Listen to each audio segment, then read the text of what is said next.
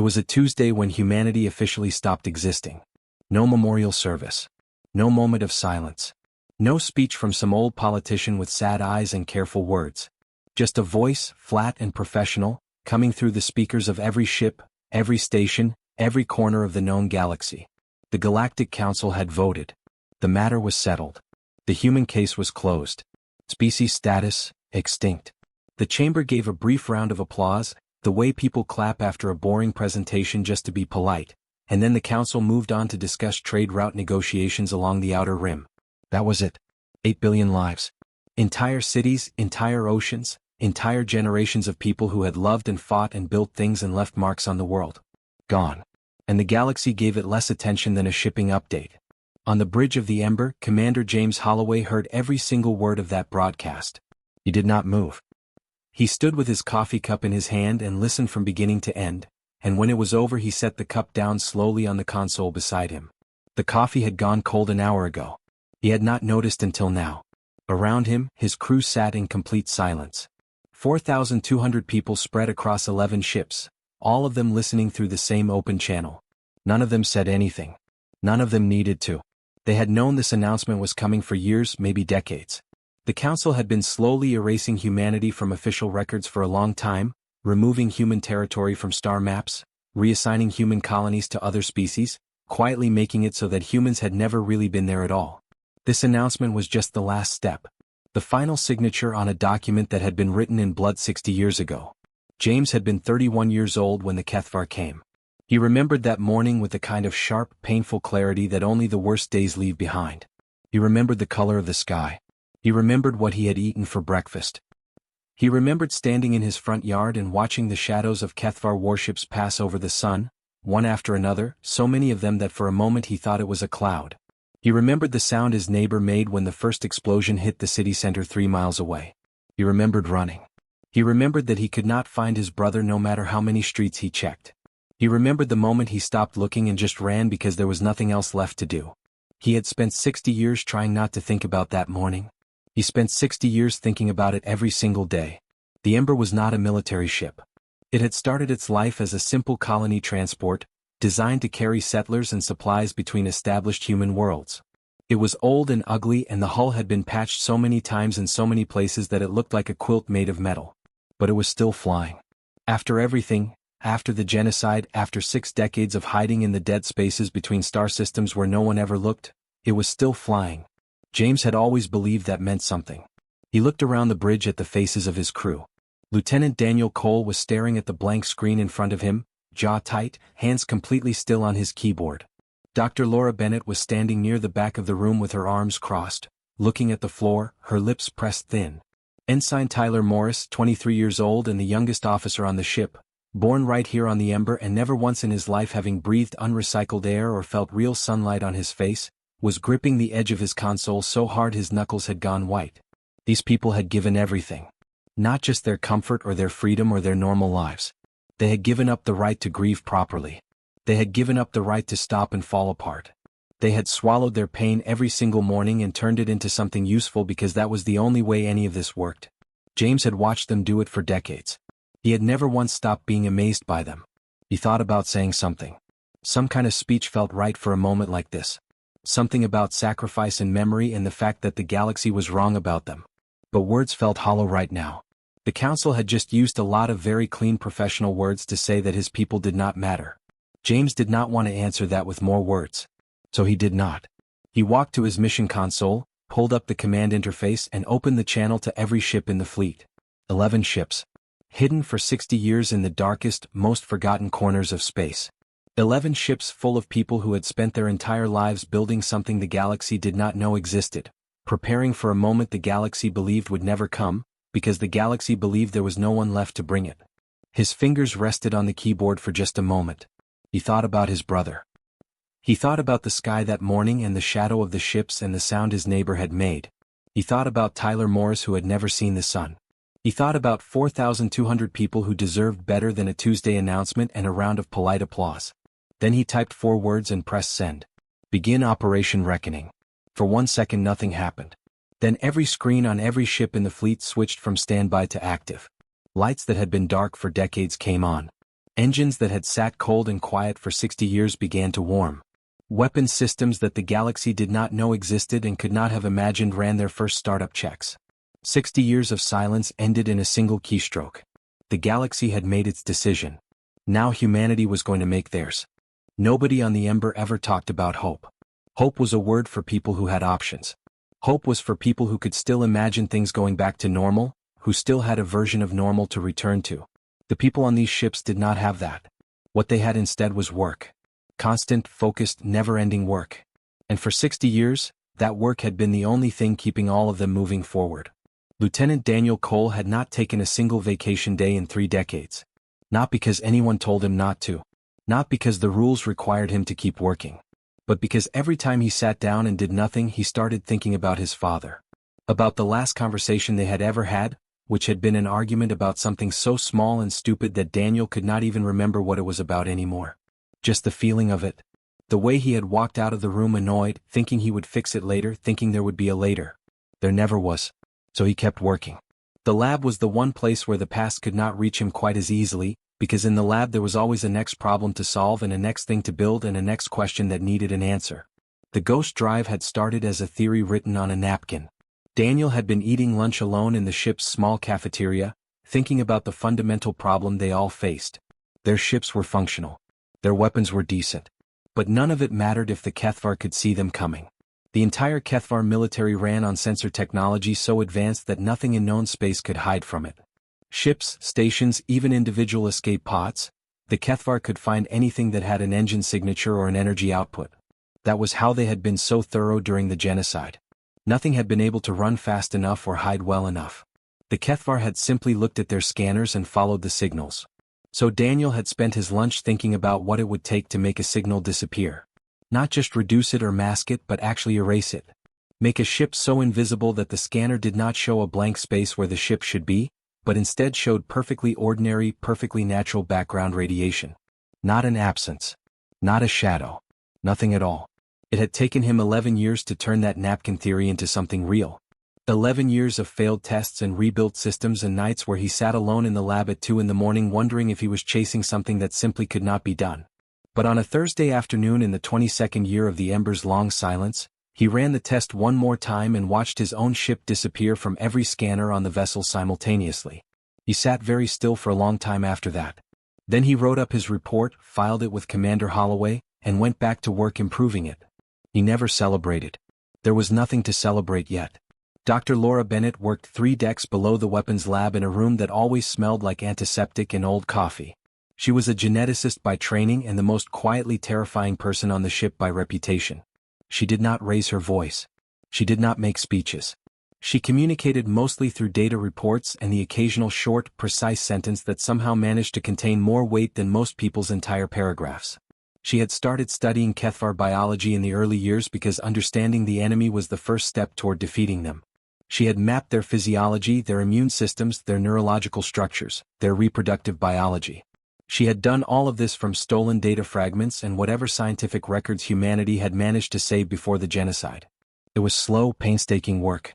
The kind of work where you spent 6 months on a single problem and then discovered your foundational assumption was wrong and had to start over. On her 42nd birthday she had been sitting alone at her workstation when the sequencing results came back on her screen. She looked at them for a long time. She checked them 3 times. Then she opened her desk drawer, took out the protein bar she had been saving for a special occasion because food variety on the Ember was limited and a good protein bar genuinely counted as something special, and she ate it slowly while reading the results again. She had cracked the Kethvar genetic code completely. Every marker. Every sequence. Every biological fingerprint that made a Kethvar and nothing else in the known galaxy. And once you had that, once you understood exactly what made a species biologically unique, you could build something that recognized only that species. Something that passed through every other living thing in the universe without causing any harm at all, and then did what it was designed to do only when it found exactly the right genetic match. She filed her report the next morning. She did not mention the protein bar. Ensign Tyler Morris was 23 years old and had grown up hearing about Earth the way other people hear about characters in old stories. His parents had described it to him so many times that he had built a whole picture of it in his head: green grass and open sky and air that tasted like something real instead of like the inside of a recycled ventilation system. He had never seen any of it. He had been born on this ship, in this metal corridor of a world, and the only sky he had ever looked at was through the observation window, which was beautiful in its own way but also completely empty and impossibly far from everything. He was a good ensign. Focused and smart and genuinely committed to the mission. But he was also 23, and there were moments when the weight of what they were preparing to do pressed down on him in a way he could not quite shake. One evening he found Commander Holloway in the memorial corridor, standing in front of the wall where the names were carved. Billions of names and letters so small you needed to stand close to read any individual one. Tyler had stood there for a while before asking the question that had been sitting in his chest for weeks. He asked whether what they were planning made them the same as the Kethvar. Holloway did not answer immediately. He stood there for a full 10 seconds, which was a long time for a man who usually had a response ready before you finished your sentence. Then he turned and looked at Tyler with an expression that was not angry and not cold and not dismissive. It was just tired. The kind of tired that does not come from missing sleep but from carrying something heavy for a very long time. He said, "They made a choice. We're making a consequence." Then he walked away down the corridor and the sound of his footsteps faded and Tyler was left alone standing in front of all those names. He never asked again.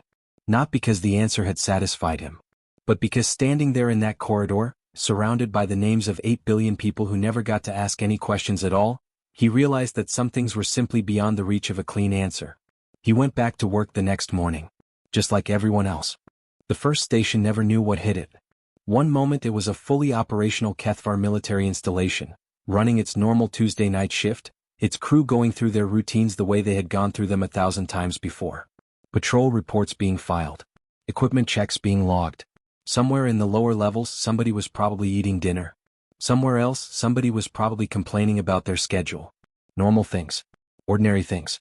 The kind of things that happen in a place where nobody expects anything unusual to occur because nothing unusual has ever occurred there before. Then the lights went out. Then everything went out. And then there was nothing. No alarm reached the surface below. No distress signal made it more than a fraction of a second before it was cut off. On the Kethvar sensor network, which covered that entire sector with the kind of density that was supposed to make surprise attacks completely impossible, the station's disappearance registered as a spontaneous internal power failure. A technical malfunction. The kind of thing that gets filed under maintenance reports and assigned to an investigation team that will spend 6 months looking for an engineering explanation and never find one. The human fleet was already gone by the time the first Kethvar rescue ship launched. Captain Daniel Reeves stood on the bridge of the Consequence and watched the third station collapse on his tactical display. He had been watching the screens for 4 minutes and 22 seconds. That was how long it had taken to hit all 3 targets simultaneously across a stretch of space that no conventional fleet could have covered in under 2 hours. The ghost drives had made that possible. Ships appearing exactly where they needed to be, doing exactly what they had come to do, and then folding back into invisibility before a single scanner could register their presence. 4 minutes and 22 seconds. 3 stations. 0 survivors. 0 sensor data. Daniel had imagined this moment for a long time. He had spent years running simulations, years adjusting the plan, years lying awake at night going through every possible scenario in his head. He had always assumed that when it finally happened, when the mission actually went live and the targets were actually gone, he would feel something strong and clear. Relief maybe. Or satisfaction. Or even guilt, which he had prepared himself for too, because he was not a man who pretended that difficult things were simple. But standing there watching the last structural readings flatline on his screen, he felt something he did not have a name for. Not satisfaction. Not relief. Not guilt exactly. Something quieter and heavier than any of those. Something that sat in his chest like a stone and did not move. His crew ran their post-strike checks without being told. Weapons systems cycling down, stealth drives confirming full reactivation, navigation already plotting the exit course. These people had trained for this exact sequence of actions for years. They moved through it the way musicians move through a piece they have played so many times it lives in their hands rather than their heads. Precise. Automatic. Completely without celebration. Nobody cheered. Nobody hugged. Nobody said anything at all for a long time. Lieutenant Amy Walsh at the navigation console broke the silence eventually. Not with a speech. Just a quiet report confirming their exit trajectory and estimated time to rendezvous with the rest of the fleet. Daniel nodded once and told her to proceed. Then he sat down in the command chair and looked at the empty space on his screen where 3 military installations used to be. He thought about his mother. She had been a teacher. She had spent her whole life believing that most problems could be solved if people were just willing to talk long enough and listen hard enough. She had raised Daniel to believe the same thing. He had believed it too for the first 30 years of his life, right up until the day the Kethvar came and demonstrated very clearly and permanently that some problems do not respond to talking. He wondered what she would think of what her son had just done. He decided he would probably never have a clean answer to that question and moved on. 48 hours later, the Galactic Council received the first fragmented reports. 3 Kethvar military installations in the outer sectors had gone dark simultaneously. 0 survivors recovered. 0 physical evidence of an attacking force. 0 sensor data showing any vessel in the area at the time of the incidents. The Council's initial response was confusion, which quickly shifted to something closer to quiet, careful alarm. The meeting was not broadcast publicly. The chamber doors were closed and the transcript was immediately classified. But the shape of the conversation was not hard to imagine. Someone in that room would have laid out the facts. 3 installations, same 4-minute window, no trace of a weapon or a ship or any energy signature that should not have been there. And someone else in that room, some analyst or intelligence officer or senior diplomat who had spent enough time studying the old files, would have said the thing that nobody wanted to say. This looked like humans. And then the room would have gone very quiet because the official record said humans were extinct, and the official record was something the council had voted on and signed and filed, and admitting that the official record might be wrong meant admitting a great many other things that were deeply uncomfortable to admit. The Kethvar High Command received the same reports and had a very different reaction. They did not hold confused open discussions. They closed their classified archives, pulled their most sensitive strategic files from any system connected to the broader galactic network, and quietly issued orders to triple the patrol fleet along their outer borders. No public statement. No acknowledgement that anything unusual had happened. Just a sudden and very significant increase in military presence in the sectors closest to the attacks. They knew. They had always known on some level that there was a possibility. That the genocide had been thorough but not mathematically perfect.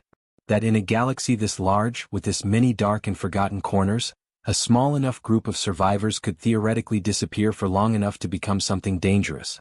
They had chosen to believe their own censors over that possibility. They had chosen to believe the official record. 3 stations gone in 4 minutes and 22 seconds was the universe's way of telling them that had been a mistake. Back on the Ember, Commander Holloway received Daniel's mission confirmation report and read it twice. Then he pulled up the star map showing the remaining Kethvar military infrastructure across all 47 systems. There were hundreds of installations. Dozens of fleet bases. A military machine that had spent 60 years expanding and strengthening, completely unopposed, completely certain of its own permanent safety. He looked at the map for a long time. Then he started making a list. Nobody had seen it coming. That was the part that hurt the most. Daniel Cole had spent 11 years building the Ghost Drive. Laura Bennett had spent decades studying every piece of Kethvar technology she could get her hands on. Holloway himself had reviewed the stealth systems so many times he could recite the technical specifications in his sleep. They had checked everything. They had stress-tested everything. They had run thousands of simulations covering thousands of different scenarios, because they understood that when the moment finally came there would be no margin for error and no second chances. And they had still missed something. It was not a design flaw exactly.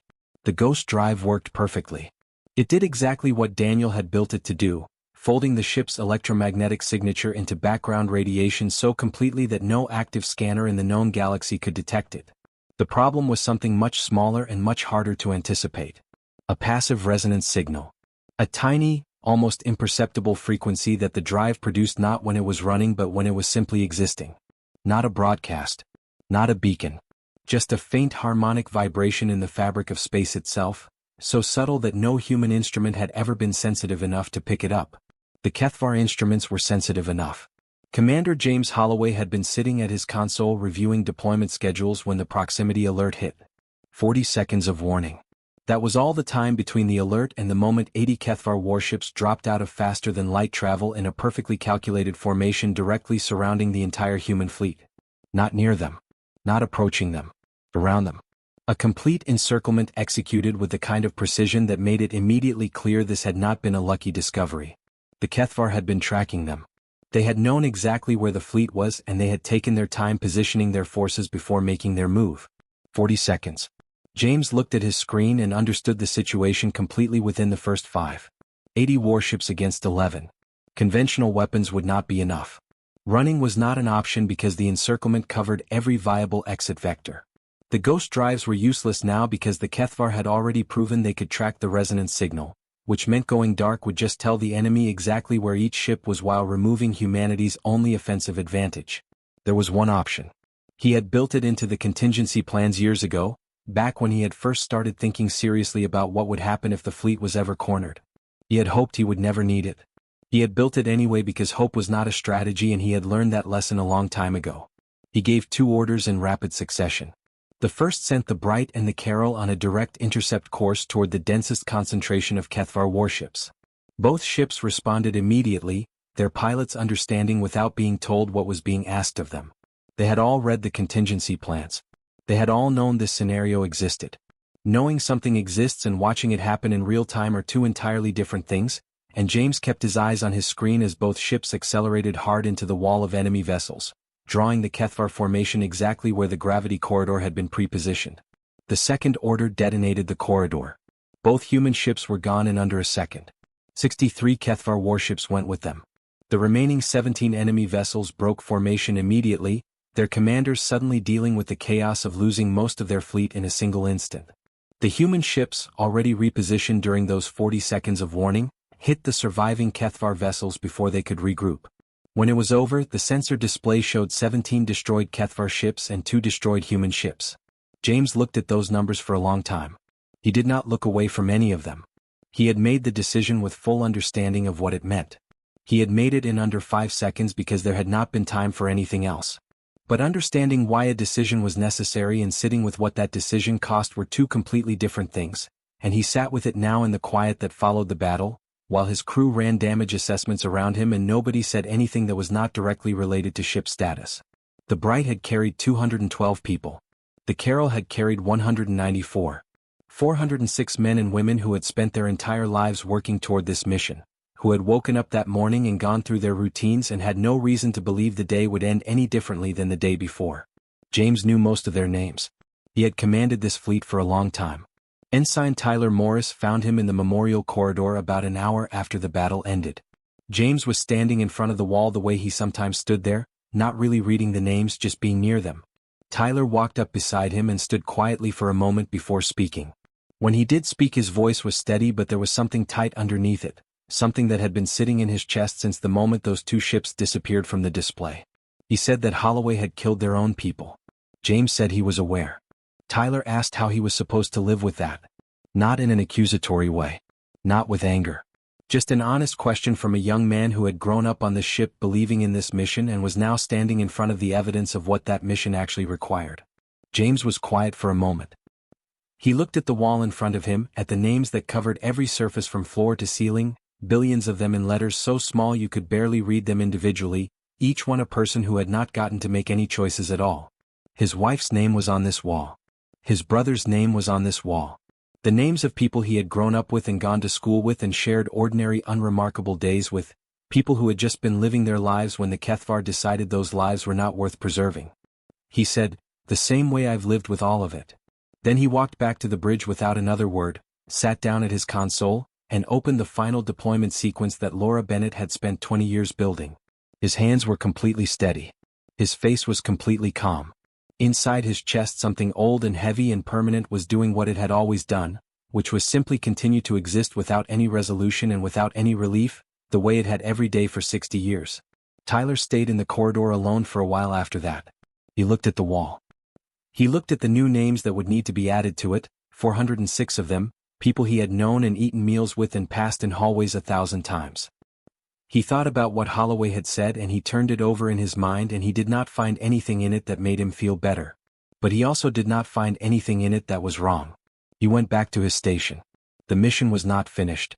There was still work to do. And on this ship, in this fleet, in this last small corner of humanity that the galaxy did not know existed, work was still the only answer anyone had ever found to the question of how you keep going when everything has already been taken from you. You just keep going. That was all. You just keep going until it is done. It started quietly. The way most endings do. The bioagent moved through Kethvar space the way weather moves through a valley. No sound. No visible force. Nothing you could point at or track on a scanner or prepare a defense against. It simply traveled, carried on the natural currents of space, finding its way from system to system through pathways that Laura Bennett had spent 20 years calculating. She had not left anything to chance. Every route, every timeline, every variable had been accounted for with the same quiet precision she had brought to every single day of work for the past 6 decades. The first reports came in after 3 weeks. Kethvar population centers showing unusual biological activity. Medical facilities overwhelmed. Galactic Council monitoring stations picking up distress communications from deep inside Kethvar territory. The Council's initial response was to dispatch a medical observation team, because that was the kind of thing the Council did. Organized, procedural, completely missing the point. By the second month, the distress communications had stopped. Not because the situation had improved, because there was nobody left to send them. James Holloway received the progress reports from Laura every morning and read them the same way he read everything, carefully and completely and without visible reaction. The numbers were clinical. Population reduction percentages. System-by-system confirmation data. The kind of information that in any other context would have been deeply disturbing to read over breakfast. James read it and noted it and filed it and moved on to the next item. He had made his decision. The time for questioning it had passed before the first ship ever moved. By the end of the 3rd month, the bioagent had reached all 47 Kethvar-controlled systems. By the end of the 5th month, the confirmation data was complete. The Kethvar were gone. Not defeated in battle, not forced to retreat, not displaced to some other corner of the galaxy. Gone. Every last one of them, exactly as Laura's sequencing had predicted, affected by something that passed through every other living species in the galaxy without causing so much as a headache. James sat with that fact for a long time the morning the final confirmation came in. He did not feel triumphant. He had stopped expecting to feel triumphant a long time ago, somewhere around the point when he realized that the opposite of loss is not victory. The opposite of loss is just a different kind of quiet. The Galactic Council received the confirmation data on a Wednesday morning, and then they went silent. Not the polite brief silence they had given humanity's extinction announcement 60 years ago. Not the kind of silence that fills the gap between one agenda item and the next. A real silence. 6 full days where no official statements were issued, no emergency sessions were called, no diplomatic communiques went out on any frequency. The most powerful governing body in the known galaxy sat completely still and said absolutely nothing. James had expected condemnation. He had prepared for it, had spent time thinking through how to respond to formal charges, to demands for accountability, to whatever legal or military mechanisms the Council might try to bring against a fleet of 11 ships representing a species that was officially listed as extinct. He had a response ready. He had thought it through carefully. It was never needed. Because every species sitting on that council had been there 60 years ago.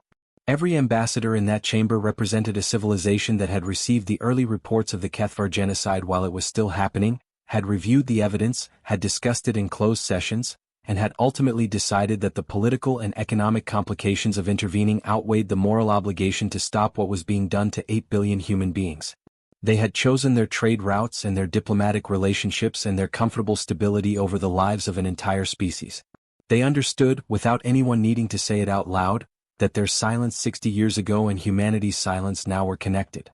That one had made the other possible.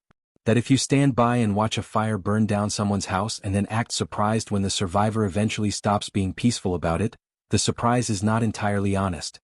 Nobody wanted to say any of that publicly. So nobody said anything at all. On the 7th day, James opened a transmission channel to the Council's primary broadcast frequency. The one that reached every ship, every station, every corner of inhabited space simultaneously. He did not appear on camera. He did not make a speech. He simply uploaded an audio file and pressed send. The file was 11 hours and 14 minutes long. It was a recording of a single voice reading names. Human names. Every man, woman and child confirmed lost in the Kethvar genocide 60 years ago, read aloud one by one in a flat steady voice that did not rush and did not slow down and did not stop. No music underneath it. No narration. No context provided. Just the names, one after another, for 11 hours and 14 minutes, broadcasting on the primary frequency of the most powerful governing body in the galaxy whether they wanted to hear it or not. James sat on the bridge and listened to the whole thing. So did most of the crew. Some of them heard their own family names somewhere in those 11 hours. Some of them had to leave the room when that happened. Some of them stayed. When the transmission ended, James gave his final order. Every ship in the fleet powered down its transmitters, engaged its ghost drive, and slipped back into the dark between stars. No exit announcement. No final statement. They were simply there and then they were not, the same way they had been operating for 60 years. The Galactic Council's sensors showed nothing. The star maps showed nothing. As far as any instrument in the known galaxy could determine, the last humans had vanished just as completely as they had always appeared to. Tyler Morris went back to his quarters after the transmission ended and sat on his bunk for a while. He thought about everything that had happened. About the years of preparation and the battles and the costs and the choices that could not be taken back. He thought about Holloway standing in the memorial corridor saying the same way I've lived with all of it. He thought about Laura Bennett eating a protein bar alone on her birthday because she had finally cracked a code that would eventually end a species. He thought about the pilots of the Bright and the Carol who had understood what they were being asked without being told and had done it anyway. He thought about Earth, which he had never seen, and the sky his parents had described to him, and the air that tasted like something real. Then he opened his personal log and sat with the cursor blinking for a long time before he finally wrote the only sentence that felt true enough to put down. We did not return to be forgiven. We returned so the galaxy would never again feel safe forgetting we existed. He closed the log. He turned off the light. Outside the observation window, the stars looked exactly the same as they always had, cold and distant and completely indifferent to everything that had just happened in the dark spaces between them. But somewhere out there, in every corner of inhabited space, 11 hours and 14 minutes of names were still echoing. And no species that had heard them would ever entirely stop hearing them. That was the point. That had always been the point. Humanity was gone from the star maps again. But this time, the silence they left behind was a different kind of silence entirely.